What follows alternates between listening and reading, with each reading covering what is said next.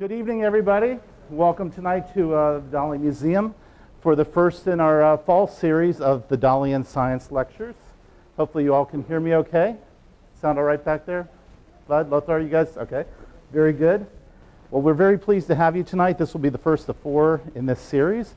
Some of you, many of you remember that we did this last fall and spring, and it's thanks to Deby Cassill from USF St. Pete, who came up with the idea right when we opened and said, we should collaborate. So it is thanks to her that we have put together, I think, a really amazing set of diverse talks. If you're not aware, we've actually added a number of these talks up to our YouTube site. So if you do want to catch up with any that you missed, or if you have an interest in telling friends about it, we've got, I believe, 4 of our talks posted on YouTube. We're going to be posting every one that we do from this point forward also on YouTube. So plenty of opportunity to catch up if you missed something that looks interesting. The talks that we have coming up this fall, sadly, are not going to involve Deby. She has other commitments. So what we've tried to do is branch out a little bit and spread the love, so to speak. So tonight we're doing Dali and Death with Deby and I. And then next month we're going to have Holly White from Eckerd College. She is a cognitive psychologist, and she's going to be talking about visual perception in the mind. So that'll give me an opportunity to talk a little bit about Dali and double images, always a popular favorite. In November, we have Velva Lee Harty, who is she calls herself the Dream Mama. Some of you may be aware of her from Creative Loafing. She is a Jungian psychologist. She's an expert on Jung, and she's going to be talking about Dali from a Jungian point of view. And then to wrap things up in December, we have Dali and the occult. We have Francis Tobian, who's a professor here at USF and specializes in the occult, and he has a great fascination with Dali, so he's going to be talking about specters and other strange hermetic things that involve Dali and the study of the occult. So we hope you'll be able to come back and tell others about the series. As you know, or maybe you just found out, and we apologize if you just did, we are now charging for the Dali and Science series and the R-Town series. And this is really being driven by our desire to invite people to become members, because members will be free to everything. And for visitors, it's a small charge on our discounted day, but hopefully it wasn't too much of a problem. So tonight we're gathered here to talk about such a happy subject, Dali and death. Kind of wish we had been able to do this in October just before Halloween. I think it would have worked a little bit better, but still everyone, I think, is always engaged by this topic. And let me see, this works fine. Okay. Uh-oh. This apparently did not keep the size of the fonts that I set up, so hopefully this won't be on every slide, but Dali says that I value death greatly. After eroticism, it's a subject that interests me the most. So that's saying a lot. I mean, Dali is the artist of the erotic, so death, right in there. So he is the artist of death and eroticism. And I've got a couple different subjects related to Dali in this subject, and I think that it's best to start from a much more broad category, which is the memento mori, the reminder of death that goes back to the Baroque and the Renaissance paintings. And this is a classic. Wow, I apologize. These fonts were quite large originally when I put them in, so they changed completely. This is a very classic, typical memento mori. This is from Pieter Claes, who is a Dutch painter from the 1600s, painted a very, very beautiful still life painting with a skull. And many of the objects in this, including the skull, are reminders to the individual, the memento moris, of the fact that we are all dust unto dust, that time passes, no matter how beautiful something is, no matter how rich life is, eventually we all pass away. So very, very strong subject matter from the Baroque on to the present time. Dali was fascinated by skulls, was fascinated by such subjects. And so we're going to look at a couple of those. We're going to start with the Visage of War, one of perhaps Dali's most powerful images. And I think some of these images will also be discussed by Deby as well. What's so powerful about this is, of course, this horrifying face, this face that's skull-like but still has flesh on it, surrounded by all these serpents that are biting at it. And within every socket, the mouth and the 2 eye sockets, we have another skull, exactly the same configuration, but in a smaller form and then a smaller form until you get this infinite regress. So it has this terrifying sense of endless suffering, endless pain. And this was done in 1941, just around the time, shortly after Dali had come to America to escape the war that was going on in Europe. Certainly the war was something that was very troubling to him, very much on his mind. And he was also at this point very fascinated by Hollywood. And the reason I mention that is because there's something really singular about this image. There's something very powerful, and part of what makes it so powerful is that it's almost like a marketing image for these ideas. It's very much like a posterization of Dali ideas. It's singular. There's not a lot of other detail to distract you from the horror and the singularity of the subject. And so it was something that Dali was very consciously trying to develop, something that could become almost like an emblem for these ideas. And the next slide, a little bit more rewarding perhaps, a little bit happier. This is very typical of French postcards that the Dali and the Surrealists were collecting. This would have been probably done in 1890 to 1900. If you squint your eyes, hopefully you very clearly see a man's face in profile. There's a nose right here, mustache, and his eye right over here.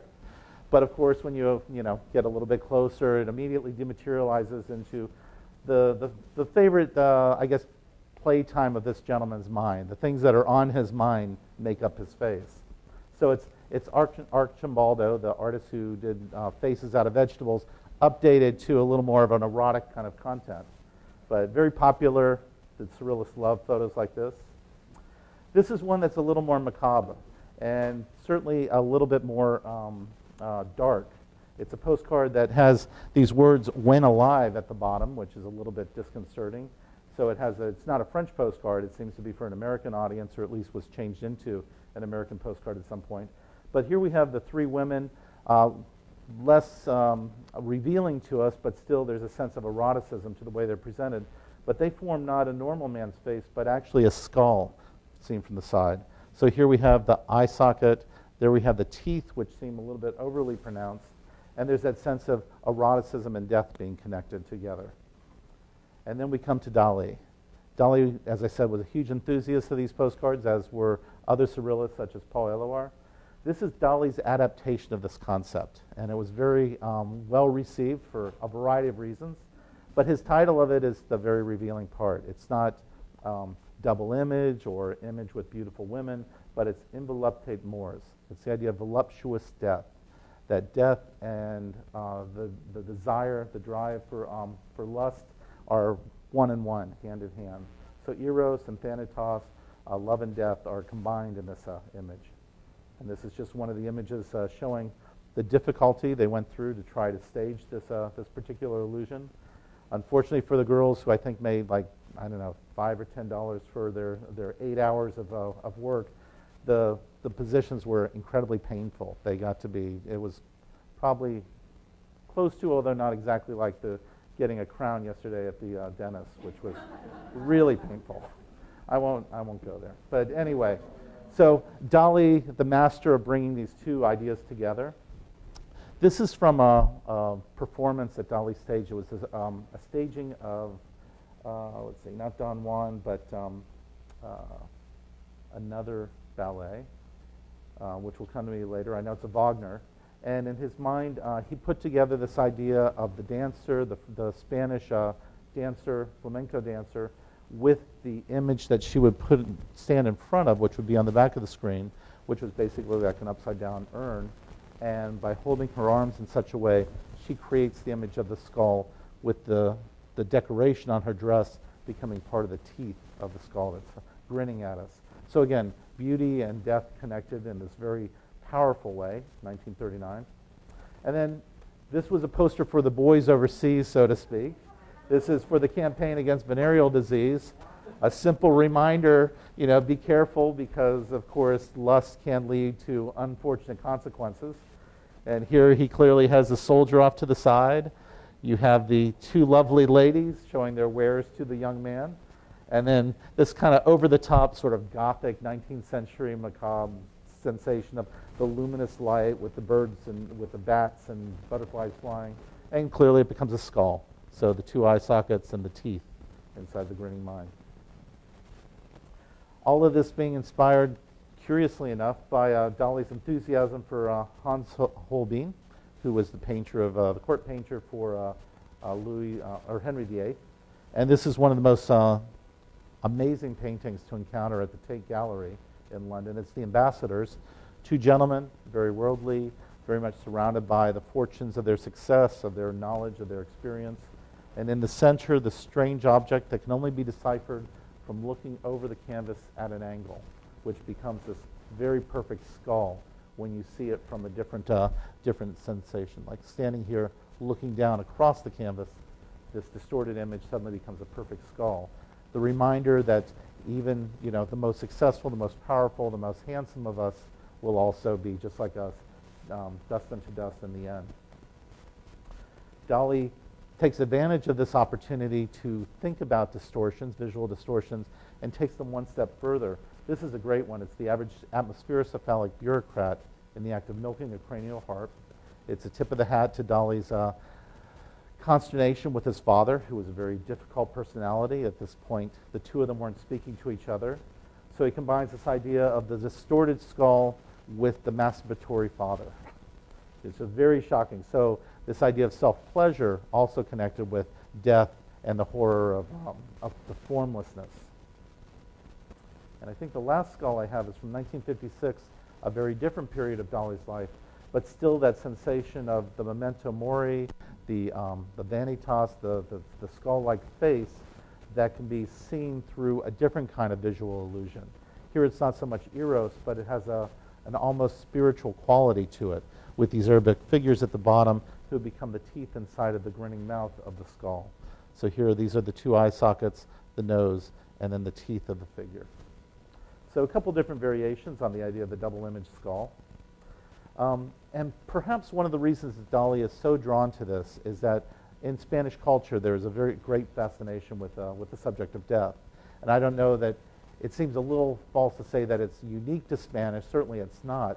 But there is a particular Spanish flavor to their obsession with death. And just a couple of the images to pull out. The first one, of course, the Spanish bullfight. The idea that the pastime of the country, sorry about that, pastime of the country is driven by this idea of a battle, a brutal battle between a very elegant and sophisticated killer and the predatorial beast which is in battle with him. It's very much, again, the story of the Minotaur all over again with the great bullfighter who puts his life at risk and comes so close to losing his life every time he's in the ring. And then, of course, there's the Catholic aspect of death that's a part of Spanish culture. This is a photograph that I found on the internet that's in northern Spain, where there's a Brotherhood of Christ of the Good Death. And even though they go to great lengths to point out that the good death is actually a positive idea, it's not a negative idea that death is what we're thinking about and driven towards, there's still the sense with this photograph that it's a group of individuals who are very much focused on the afterlife and on repealing any kind of pleasure in this world in order to think of it, the kingdom awaiting afterwards. This is another similar image. This is Maundy Thursday. It's a celebration in Girona, very close to where Dali was born. And it's a gentleman dressed up as a skeleton dancing in this Catholic feast. It's a celebration of the Day of the Dead. So it's, again, very, very close connection between celebration and an awareness of the passing of time. And then we have, from the great artist Goya, there's incredible images by him, including this one, an Inquisition scene where you bring together both one of the most perceptive critics of Spanish culture, focusing on one of the most well-known and notorious aspects of Spanish society, which is the Inquisition of the medieval into the Gothic period. The idea of driving out the witches and driving out the heretics to where it became very much like our Salem witch hunts. Anybody and everybody could be suspected based on the whispering of a neighbor or a friend. And so it was just this incredibly horrific sense of trying to purge all the bad elements out of society where basically you lose your humanity in the process, often leading towards torture, suffering, and inevitable death for anybody who's found to be on the wrong side of the tracks. The Spanish Civil War was the prelude to World War II, certainly one of the most brutal battles, fought by individuals, brother against brother, very much like our Civil War. except that it was started actually as a prelude to World War II thanks to the Nazis. And here we have Picasso's Guernica, one of the most powerful paintings of the 20th century, focusing on the suffering and inevitable death of these people, where every person, whether it was a child, a woman, all unarmed, were just completely taken out by a blitzkrieg demonstration. So it was a sense of power and might against the innocent. And again, an inheritance that Dali received as part of his Spanish background. So in Dali's life, there's a couple key personal deaths that also might inform his fascination with death. Certainly the first and most important is Dali's mother. And if anybody has read The Secret Life, which is Dali's 400-page autobiography, she's a ghost figure. She barely seems to even exist in the book. And yet, when she passes, when he's 17 years old, just when he's about to be accepted into the academy in Madrid to go to art school, he says the most powerful things about her, that she was the most important person in providing him with a life and a sense of purpose, and her passing just affected him in a way that he couldn't describe, which again is interesting for a gentleman who's just spent 400 pages talking about a 36-year-old life. She's very notable in her absence in the book. Another figure who's relatively absent in the book, except when necessary, is Dali's brother. And almost all of you, if not all of you, know this, but Dali shared the same first name with a brother who passed away before he was born. Dali had a dead brother whose name was also Salvador. He was the firstborn son. The family lost him as a toddler at age 22 months. And 9 months and 11 days later, our Salvador is born. So clearly, our Salvador Dali, the artist, is really a replacement child for the loss of that firstborn son, and feels later in his life that he was treated as such. And then there's even a lot of references during Dali's Surrealist period to a cousin who passed away. And you'll see her image over and over again. This is Carolyn Netta in the background. And she really is like a ghostly presence. She just seems to always be drifting in the background. She's never painted close. There's never a lot of detail to her. She's always like an apparition in the landscape. And Dali, as a child, spent some time with her. Apparently, she was a very sweet personality, a very giving personality. And she comes back almost as an apparition, to haunt him as time passes. And last but not least, of course, Dali loses his great companion and compatriot from his school years, Federico Garcia Lorca, who in 1936 is killed, executed in an anonymous way by the Flangelist Guard under Franco's rule. So for Dali, that's a very pivotal moment in his life and his relationships. Part of Dali's early career as a surrealist is colored by his fascination with soft morphology, with things that seem to lose their shape, lose their purpose. For Dali, he describes this as a fascination with the three capital, what does he call them? The three great simulacra: excrement, blood, and putrefaction. And as between his period as I guess an avant-garde artist in 1928 to his merging into the Surrealist group in the very first years, there's a great fascination with the formless, with the abject, with things that are decaying, falling apart, going back to their fundamental state of being. So essentially things moving dust unto dust, things that are in a state of formlessness. And a couple examples of that. This is a painting called Honey is Sweeter Than Blood. It was painted about a year before he joined the Surrealists. There's a lot of really disturbing images here. One in particular is this rotting donkey that's in the foreground, where you can see the bones starting to protrude. There's flies coming around it. The eyes are missing. If you've seen Dali's movie, The Andalusian Dog, that he made with Louis Buñuel, there's two corpses of donkeys stuffed into pianos that are part of a kind of, I guess you describe it as a comical moment in the movie. But for Dali, this is a very powerful obsession with decay, rot, and the way things break down. We also have our painting, The Apparatus in Hand, where we have a similar donkey over here that's we know is dead because it already has a skeleton coming through the skeleton of its front leg coming through its front leg, and a skeleton of a fish inside the head, and there are flies as well. And then this image from 1928, which is in the Foundations collection that was originally in Dali's own collection, one of the stranger paintings from 1928.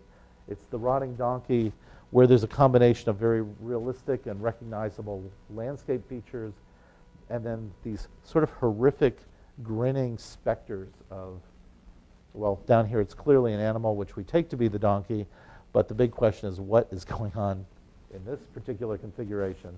We see a face, we see a hand, we see another hand, there's something that looks like feathers, there seems to be a bird-like shape in between, maybe a leg, maybe something else. It's very abstract, and he was fascinated briefly with this idea of breaking things down to very, very different types of states of decay. So jumping forward to 1932, about 3 years later, Dali is certainly at this point one of the glowing figures of the Surrealist movement. He's got great ideas. Everybody's listening to him. This is very typical of how that obsession with decay develops into an obsession with formlessness or with perhaps a more photographic realism of decay. This is what Dali calls the specter of sex appeal, 1932. You can see the young Dali down here in the bottom right with a hoop and a bone in his hand. And he described this bone very clearly as being an aroused penis. So he is looking at this decaying carcass that's propped up by these crutches. You can see there's flesh that's rotting, there's a bone poking out here, there's a couple sacks of potatoes and what appears to be a large pillow that seems to be strapped to this decaying carcass, and Dali's becoming aroused. So very, very disturbing image, but very clearly puts us in that idea of Eros, Thanatos, and Dali as a very strange sort of scholar to record the moment for us. But definitely Dali's presenting himself as having a very different approach to death than most of our artists have until 1932. And jumping forward 5 more years, this painting is a very key painting in the body of work by Dali. It's owned by the Tate Museum in London, in the Modernist collection. And if any of you are going to see Hysteria over at American Stage, this is the painting that Dali chose to bring with him when he met with Sigmund Freud in 1938. It's a painting that Dali spent a lot of time working on. He also wrote an accompanying poem that goes along with it. And the most remarkable thing about it is it deals with this idea of double images and echoing in a landscape in a way that connects it back to the idea of self-annihilation. So here we have a hand that's become sort of ossified. It's become like a bone. It's holding an egg. Out of that egg blooms the Narcissus flower. And then over here we have another figure that looks exactly the same, just in a different coloration. And what you realize is it's a person looking at their reflection. There's a head, 2 shoulders, a knee, and the second knee. And this is part of the arm looking at his reflection. This is Narcissus.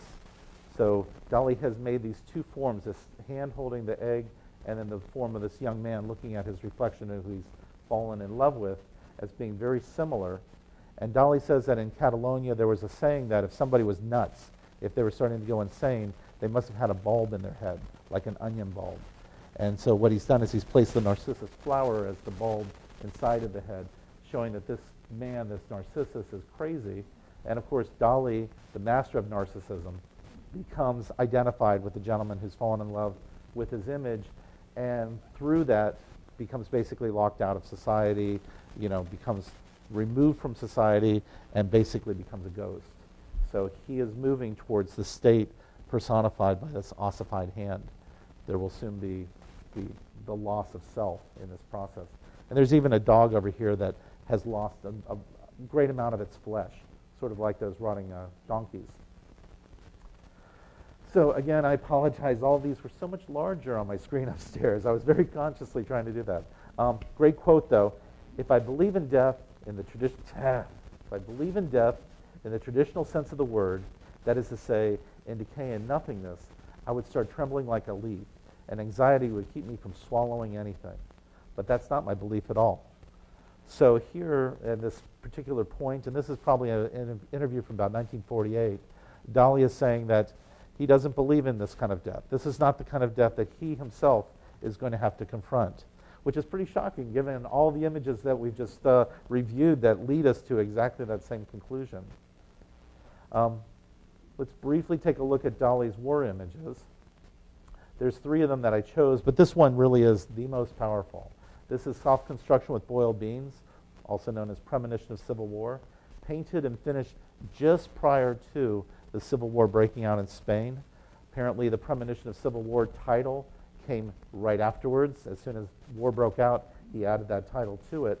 But clearly this is a figure that's at war with itself, ripping itself apart. It's this monstrous beast that's losing a great deal of its flesh.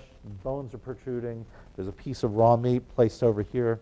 This is a very graphic and very grisly image of what was happening in Spain at that time. And certainly it's a great prelude to understand how horrifying things were about to become. This is also in the collection in Philadelphia. If you ever get up to Philadelphia, it's definitely one of the greatest paintings Dali did in the 60s.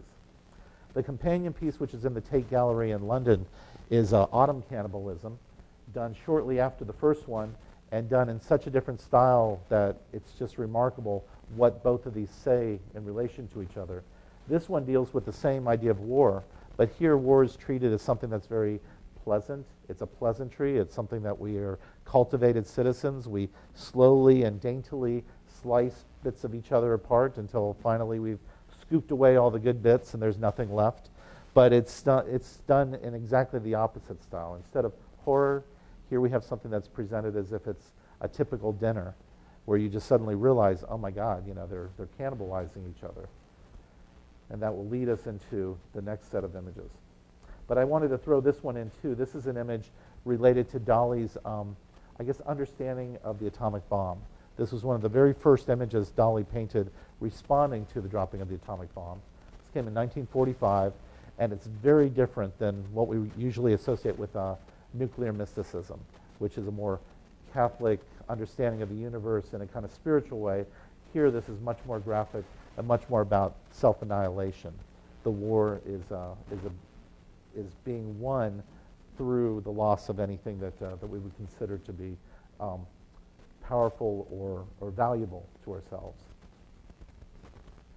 And now we're going to take just a brief but very, I think, pretty fascinating look at something that Dali became obsessed with in the 1930s that we really never discuss here, and yet it's so strange we just have to dip into it. Dali had an obsession, if even briefly, with phantoms and specters. And this is just a typical image. This is the Horseman of Death. This came out in 1935, typical of Dali's kind of macabre sort of sensibilities, probably related to his obsession with Arnold Böcklin, who was the painter of the 19th century who painted images of the dead.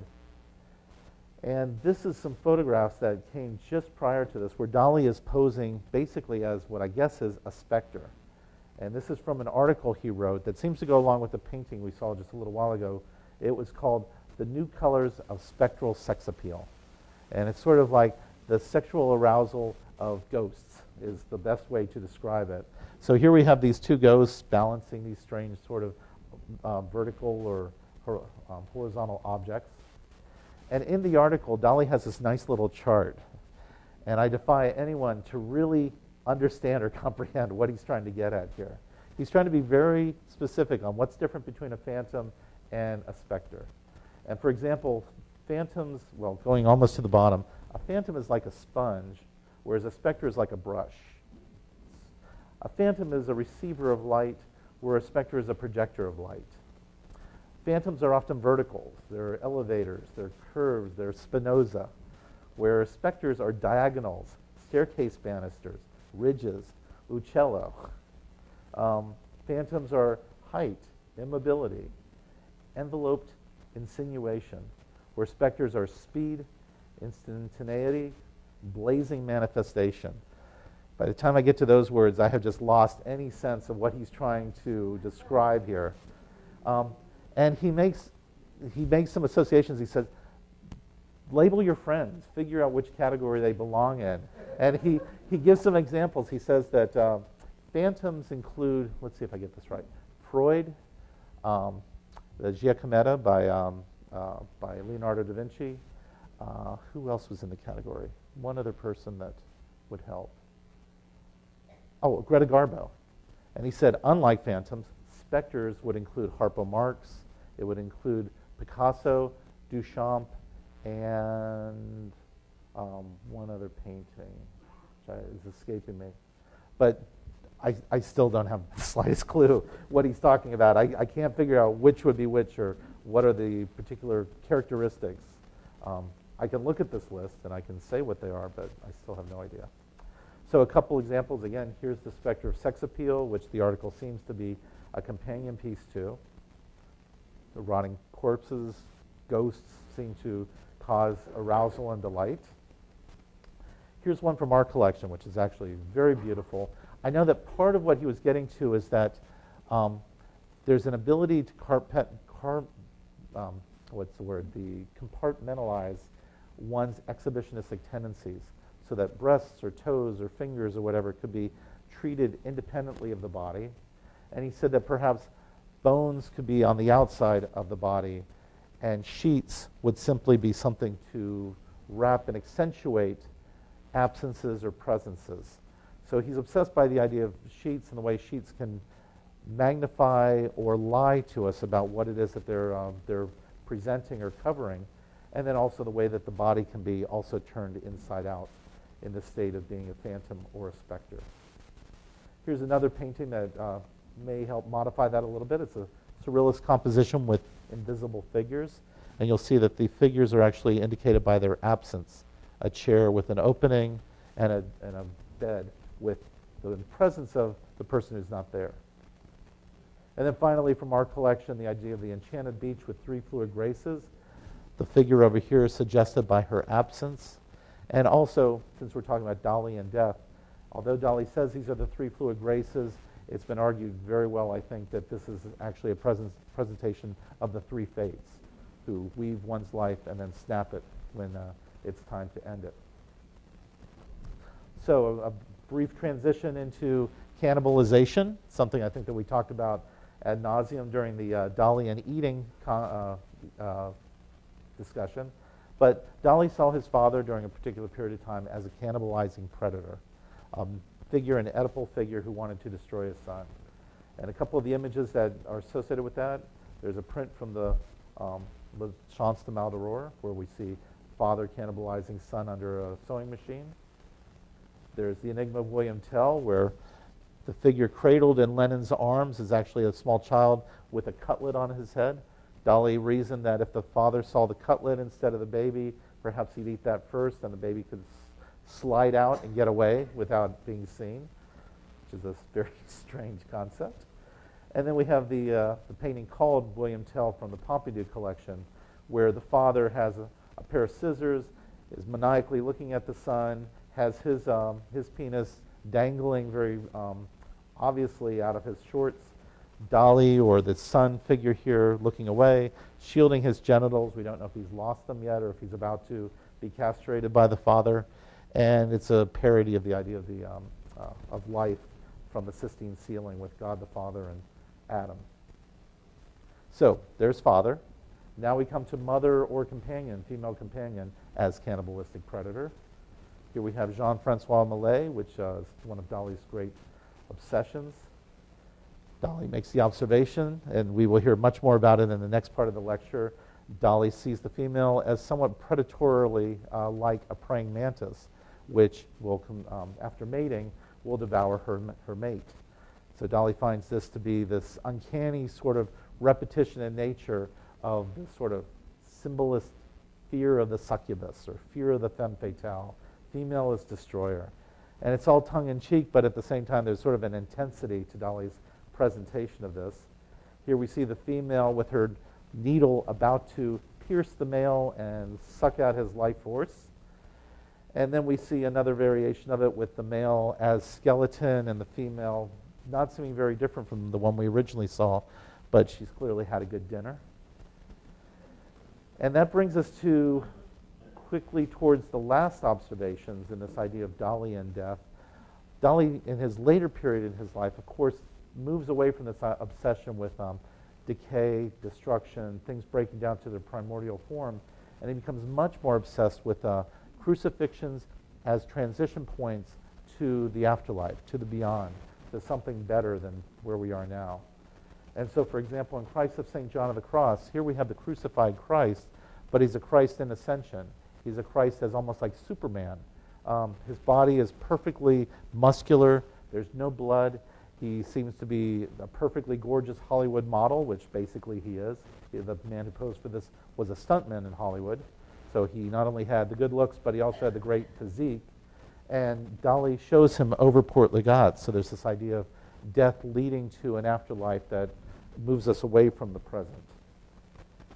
Dali also created a nuclear cross around 1952, which the presence of the individual is missing. But there's this idea of there's a decomposition of the cross, but it's orderly and refined and keeps itself held together as an atom, keeps all of its particles moving within a particular kind of space. And right at the center is the Eucharist, or the body of Christ. So again, that idea of ascension, that Christ dies for our sins in order to be resurrected. And the corpora hypocubus, which the shape of the cross is seen as an emblem, I suppose, of the fourth dimension, a dimension beyond our three-dimensional reality. And we had a gentleman from Brown University, Professor Banshoff, who talked to us about that maybe 8 months ago. But this is a very particular form that Dali saw as symbolic of the afterlife, the beyond, something of beyond where we are right now. So, bringing us to our last painting in our collection, which is the hallucinogenic Toreador, Dali wrote an article around the same period of time that he painted this, and it was called My Life and the Dead. And it was almost a laundry list of all these people who had recently passed away, going all the way back to Lorca. So it started with people who had passed away in his immediate life, people who were respected, who he was very fascinated by. And this is Dali at this point in his 60s. So his life is quickly moving to a point of looking back, of reflection, rather than the creative pinnacle of his life. And yet he creates this amazing overview of his entire career. But the very center of it, the central figure beyond the Venus, is a bullfighter. And it's a very particular bullfighter. It's a bullfighter named Manolete, who was gored to death in one of his most famous fights at age 30. So here he is, Spain's greatest bullfighter, the most perfect representation of all that Spain had to offer, who was taken in his prime. So there's a sense of loss, of death leading to, in a way, a martyrization of this individual, but also the inevitability that no matter how great you are, you too may lose your life tomorrow. And so there's an interesting online conversation between Dali and Mike Wallace. If you haven't seen it, it's on YouTube, and it's quite interesting. Dali says, myself not believe in death, in my death. So Mike Wallace responds, you will not die? No, believe in general in death, but not in death of Dali, absolutely not. Believe in my death become almost impossible. So Wallace says, you fear death? Dali, yes. And earlier he had described death as being the opposite of eros, eros being ugly, striptease as being ugly, but somehow when one dies they become well known forever, and so death is beautiful. So Mike Wallace says, well, death is beautiful, but you still say now that you fear it. And Dali says, exactly, because Dali is contradictory and paradoxical man. So he gets to have it both ways. Which brings us, of course, to the final moment. And despite what Dali wanted, as with the rest of us, he too met his match in 1989. He died of a heart failure and respiratory complications. And the very last slide I have is this quote by Dali, and this is where his tomb is inside of his museum. He says, if someday I die, though it may never happen, I hope that the people in the cafes and Figueres will say, Dali has died, but not entirely. And I think he certainly got that wish. That is the way that people still to this day feel about him when they go to Figueres, Spain, or to our museum. So with that, let me shift over to Debbie's presentation, and we will hear a more nuanced and scientific approach to very similar topics. Is it possible to turn the lights down or off? Yeah, I can do that. And Okay. do you have I got it on. okay. I think I'm wired. Can you hear me okay? Okay. This is the last of the series that I will do with Peter, and I have to tell you, it has been a total and exciting journey. I love Dali, and the University of South Florida, St. Petersburg, where I teach, right next door, has just developed a memo of understanding with the Dali Museum, and we are going to kind of bring the innovation that he brought, hey Richard, to the masses to the university, because we're realizing that in the 21st century, innovation is America's next revolution, and Dali is a phenomenal purveyor of innovation, and we're just going to kind of grab onto him and his ideas. So can we get the lights down? Yep. You want them, we'll try something if it's not. Okay. Yeah, much better. Perfect. Thank you. I mean, we're going to have a journey tonight. If I can remember. So, okay. So Dali and death, he used the crutch as a symbol of death. And this is going to be a talk in 5 parts.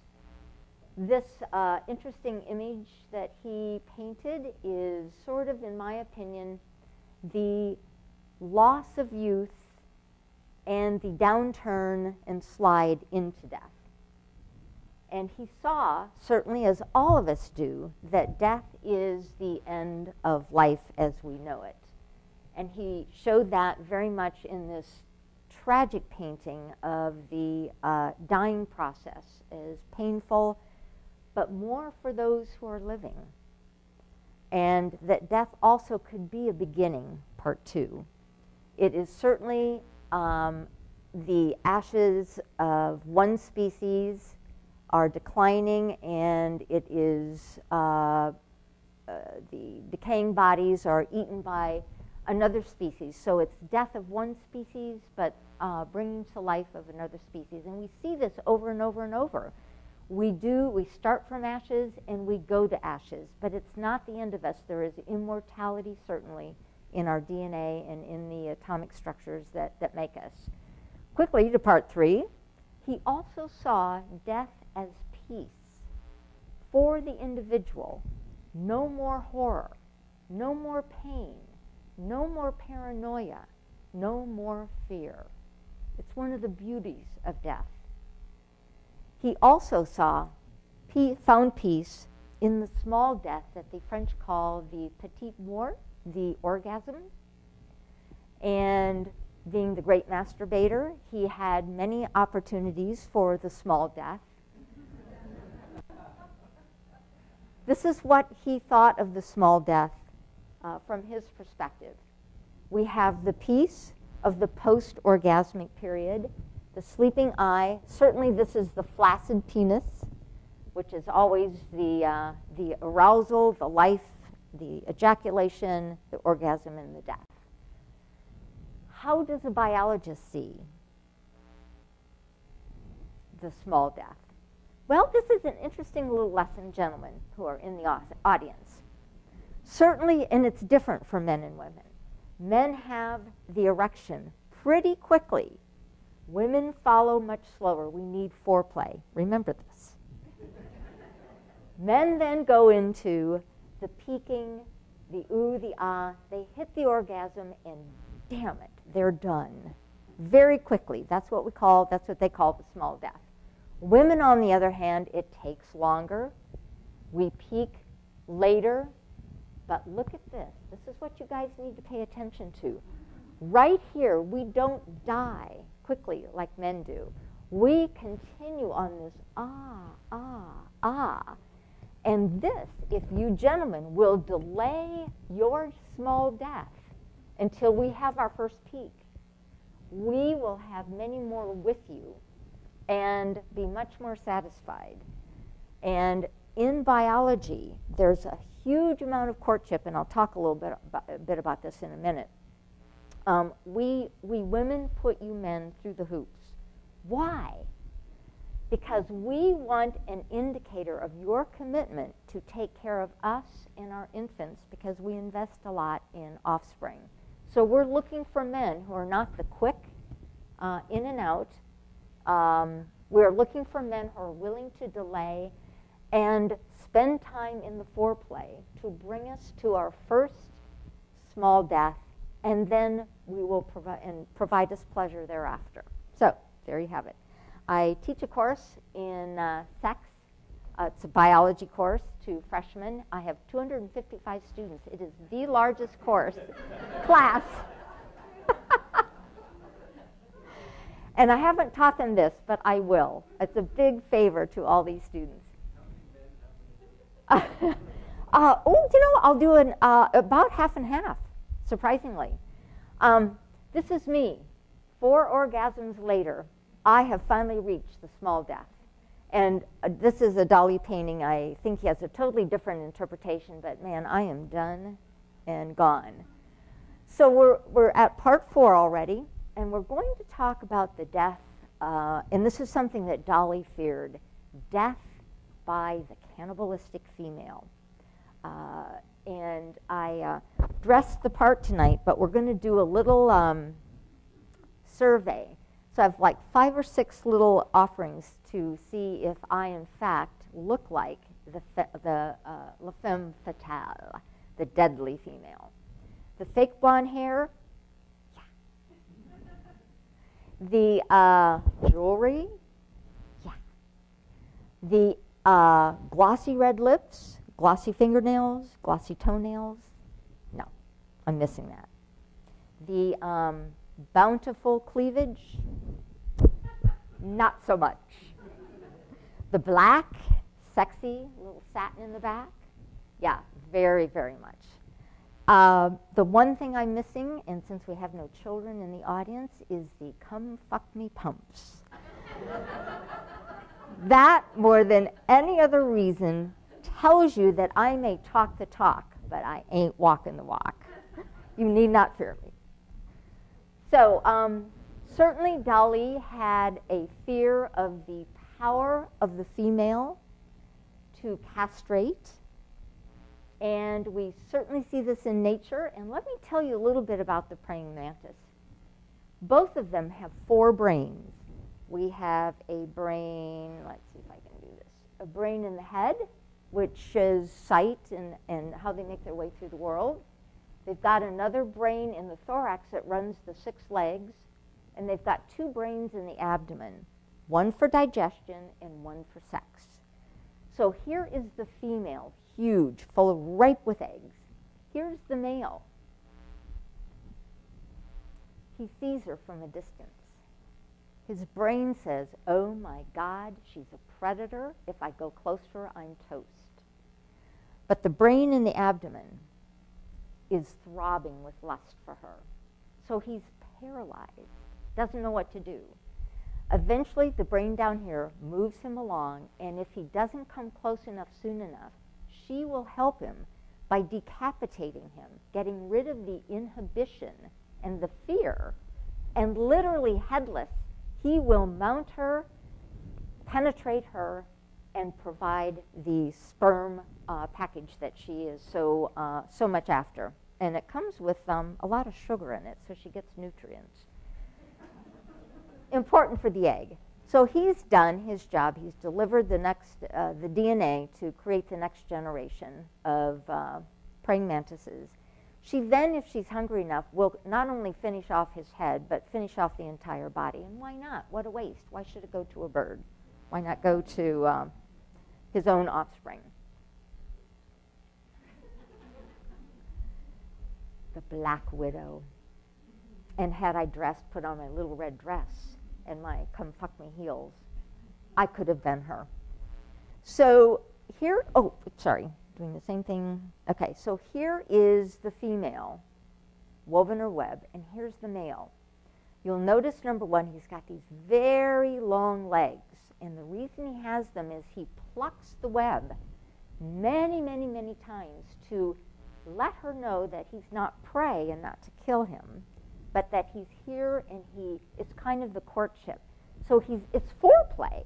He's plucking, plucking, plucking, and after a while, she becomes used to the plucking and anticipates it, and she allows him to mate with her. And here he is, Now this is cool. Dali would have loved this. He masturbates first, gets the sperm from his penis, puts it onto these little 4 petioles that the little tiny, actually these are also the venom claws, puts the sperm on here, and then he delivers the sperm with his own hands into her vagina.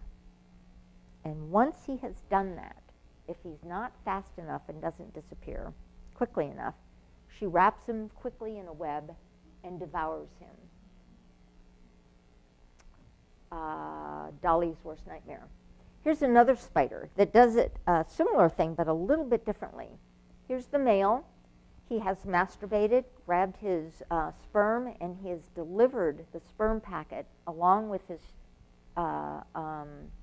genitalia, actually.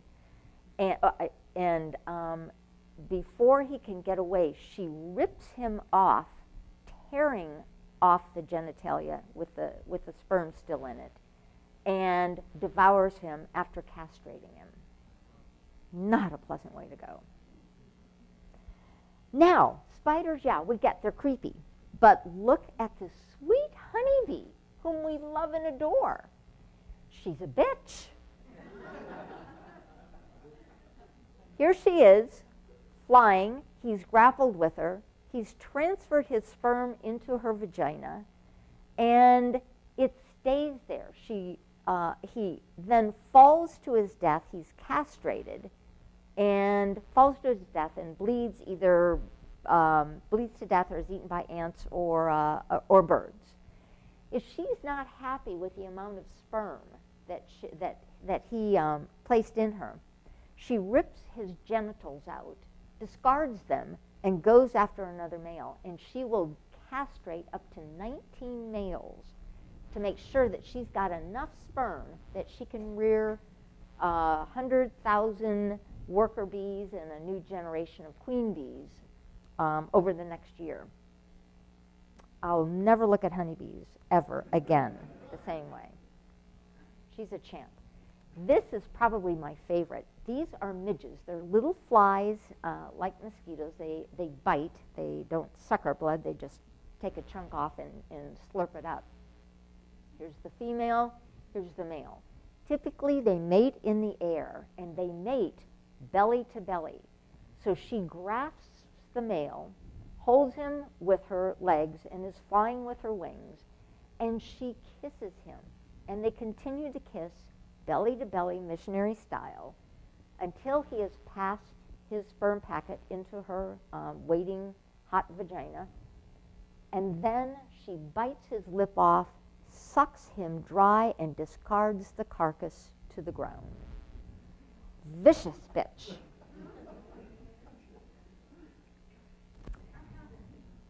Dali. Here's what happened. Dali feared women. He masturbated. I think he just feared the whole sex acts, but he was a voyeur and preferred to masturbate using a hand, and you see the hand in many of his drawings. He loved his hand. He met this lovely woman, and much of his fear of lust turned, I think, to love. Not so much consummated love, but just love. And therefore we move, and this moved him from all these other interpretations of death that he had into death as transformation.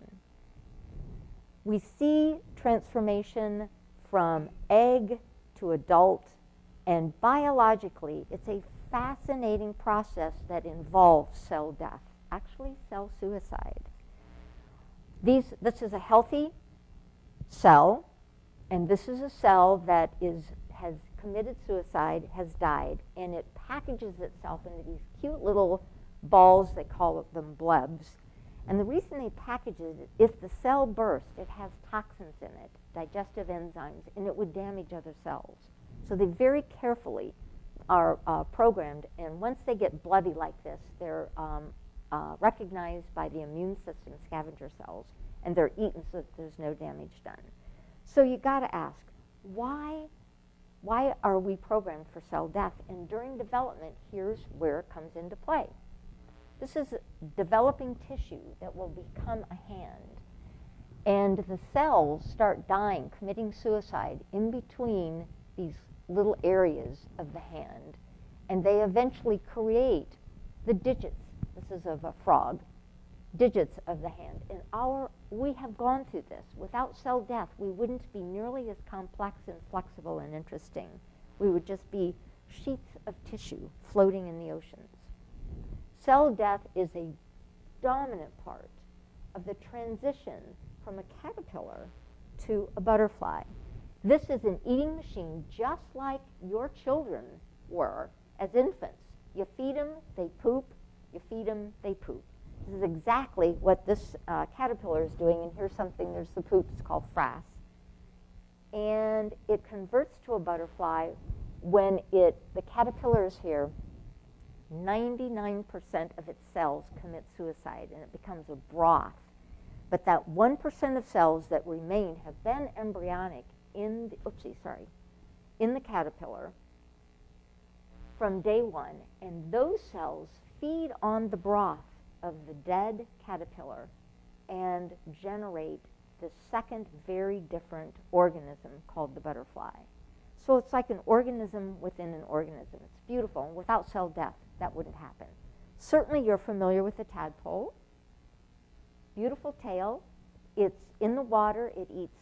It's an herbivore, eats algae and grows huge. That's its job. And eventually, cell suicide occurs. The tail disintegrates. We see the legs forming. We see the fingers forming through cell death here. And it becomes a frog that mates. And for Dali, the ultimate transformation in later life, as Peter mentioned, was the transformation from flesh to spirit. And I know of few artists that can paint in such beautiful, emotionally satisfying fashion this idea of the spiritual afterlife. And this is the end.